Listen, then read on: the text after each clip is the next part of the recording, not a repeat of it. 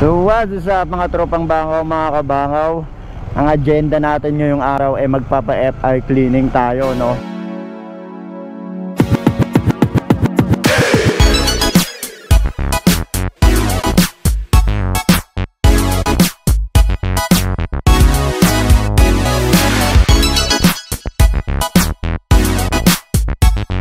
And what's up na naman sa inyo mga kabangaw? So kakatapos lang natin kaninang umaga na magparehistro nung isa nating motor, yung ginagamit kong pambiyahe. Kaya ito na yung sunod nating agenda. So titingnan natin kung okay pa, kasi sabi ng best friend ko magtira daw ako ng isang ticket ba tawag yun? Yung sa warranty card para sa FI cleaning. So titingnan natin kung effective siya, kasi mahigit isang taon na tong motor ko. So hindi ko alam kung goods pa siya, no? At ang matindi doon, eto nang hali na ako. Ang sarap ng tulog ko kanina pagkatapos ko magparehistro. Ang oras natin ngayon alas 3:30, alas 3:15 ng hapon. So dadali natin siya sa Kamuning, sa Wison Kamuning, dahil doon ko siya binili. Tsaka mas gusto ko talaga doon dalhin kasi maganda yung serbisyo nila, no? Tsaka naka-smile pa si na kuya pag gumagawa. So titingnan natin kung effective pa yung warranty card ko para sa FI cleaning, no? So tingnan natin kung uubra, no?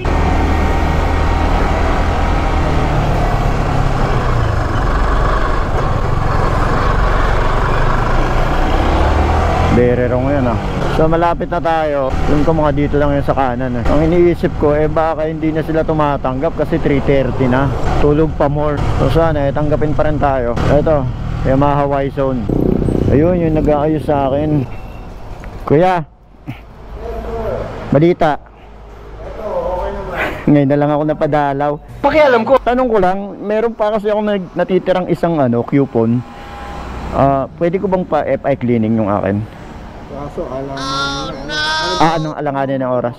Yung R15? R15. Ano, dadalihin mo ba? Oras 2019 March. Pwede pa to. Pakiramdam mo lang yon. Yun nga lang, alanganin na Sa oras? sa oras. Sige, dadaling ko na lang bukas. May gagastusin ba ako? Wala akong pera. Yung chemical. Tapos papacheck ko, papaverify pa natin yun kung wala kasi yung service advisor dito kung pwede pa.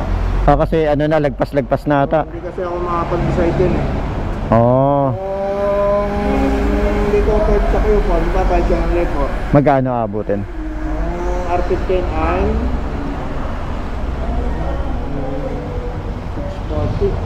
640. Puta Brad, ganun ka kayaman? Labor plus chemical na 275. 275. Paano, kunyari bukas, babalik ako, mapapacheck kaya to bukas? Pero walang kasiguruhan kung pwede pa o hindi. Paano masabi? Kasi verify pa niya kung pwede. Kasi lagpas-lagpas na no? Isang taon lang ba to or? Isang taon lang yan. Okay. Sige. Thank you. So yun, mukhang hindi ma-aprobahan. So yun, check na lang natin bukas. Sana goods pa kasi nga wala tayong gastos. Yun lang naman yung pinunta ko dito. The next day. So what's up mga tropang bangaw, and dito na ulit tayo. Baka naman payagan tayo ni sir. Yan naman po. Sir, papacheck ko lang kung pwede pa ba to. Kasi di ba nag-lockdown? May natitira pa akong isa March. Sa March pa yun, sir. Ano ba papagawa mo? Pwede pa ba? Sa March pa. Ha?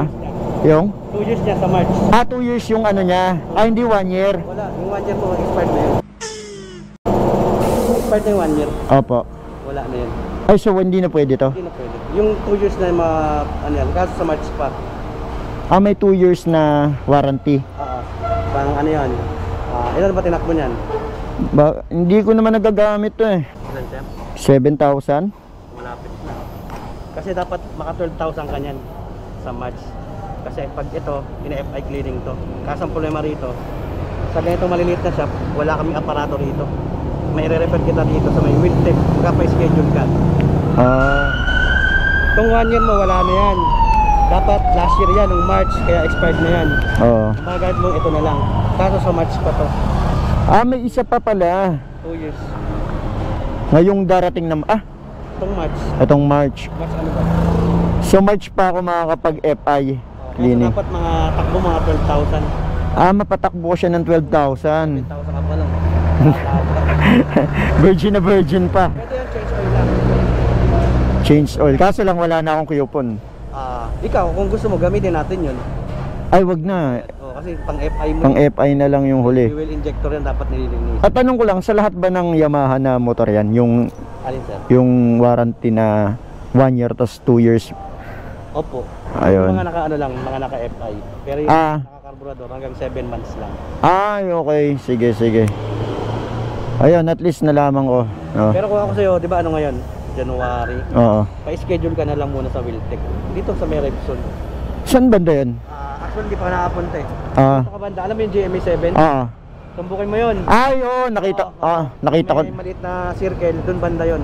Nakita. Napansin ko na nga yun. Sabi mo, pang 2 years mo, dapat magpapatune up ka, FI cleaning, pa-schedule ka. Kasi alam ko, schedule dun. Okay. Dito ka sa amin, wala kaming pang saksak dun sa may wire niya sa fuel injector. Okay. Sige, sige. Dito kaya namin mag-change oil lang. Okay. Tanong ko lang, tuwing kailan ba ini-FI ang motor? Mga cleaning Every year FI? siya, every 1 year, every 2 every year. Opo. 1 year saka 2 years. Pero dapat makatakbo ka ng 12,000 pataas. Every 12,000? Okay. Di ba, sabi mo 7,000 ka pa lang. Opo. Total, January pa lang naman. Malapit ka rin naman. Di pag sa March, nag 9,000 yan, pwede na yan kasi 2 years na rin siya. Okay. Pwede na rin tune up. Okay. FI clean sa tune. Sige. Pag nag-FI ako sa March, ang babayaran ko na lang yung Yung chemical. chemical. Tapos yung labor mo libre. Okay. Okay. Meron ka pa rin pang 2 years. Okay. Yun Yung lang. 1 year mo, wala na yan. Okay. Sige. Maraming salamat, sir. Thank you very much. Change oil ka na? Nung wala ko, kaka-change oil ko lang din eh. Basta alaga lang ka change oil yan. Every 1.5 change oil lang change oil. Okay. Hanggang sa ma-reach mo yung March 14, kahit mga last week ng March pwede pa yan. Huwag lang abot ng April. Okay, sige. Ma-FI natin yan. Thank you. Thank you, sir. Thank you. So, sana na-record ko yun, no? Na-record ko ba? Ayun, na-record ko. So, yun. At least naliwanagan tayo, no? Dapat nating gawin sa ating mga motor. Sa mga bagong may motor dyan, tapos kumuha kayo sa Yamaha, ganun pala yung sistema, no? So, wala na yung 1 year natin. Meron pa palang natitira isang pang coupon na which is kailangan pag 2 years na siya, yun, meron din siyang libreng service. So, yun, at least naliwanagan tayo. So, tingnan natin kung makaabot ko yung 12,000 na takbo nito. 7,800 pa lang siya, virgin na virgin. Hindi ko siya kasi nalalabas. Mas nag-lockdown pa, di ba?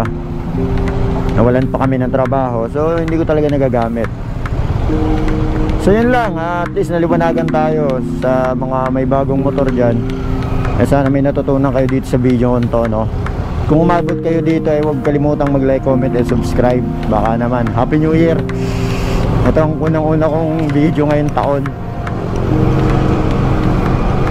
Hanggang dito na lang. Hanggang sa muli, mga tropang bangaw, mga kabangaw.